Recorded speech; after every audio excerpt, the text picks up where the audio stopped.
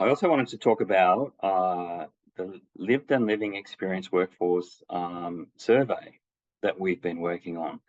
So it's really important to us for those people who are interested in being in the lived experience workforce, or who currently are, that your experiences are, well, at the very least, safe, and that, yeah, your experience working in those roles is really, really rewarding.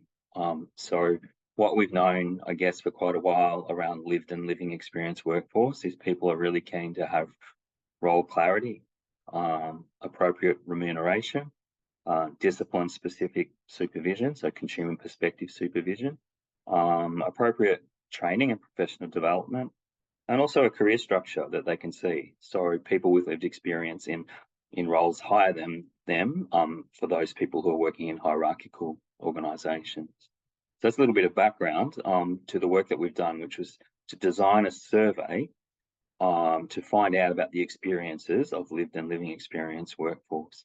So we did this internally, and we've tested the survey internally because all of VMIAC staff, and there's about 32 of us now, we're all members of the lived and living experience workforce. So we tested the survey, and then the outcomes of that were discussed in what we call in our team here a lunch and learn, which is typically somewhere between 12 and 2, where people come and either listen to someone in person or online talking about particular topics. So in this case, it was of course great interest to everyone, and also great interest to us that we get it right in terms of the survey, in terms of making sure it's got clarity, it's not got duplication in it, and making sure it is logical in its order.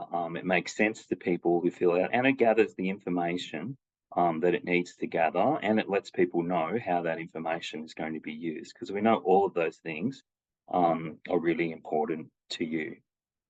So we've readjusted the survey based on the feedback that we've got internally, and it will be sent to as many lived and living experience workforce members as we can across the different settings where they work.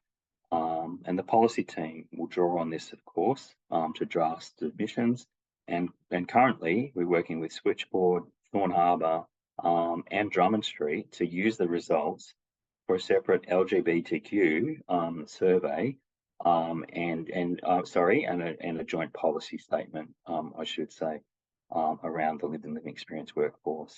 So we're really interested, of course, in intersectionality here, about how people's experience is also shaped by other aspects of their identity, and that's what we're going to add to this. Because up until this point, a fair bit of work in that space, the lived and living experience workforce space, hasn't had that nuance really attended to. So we're really keen to make sure that that is.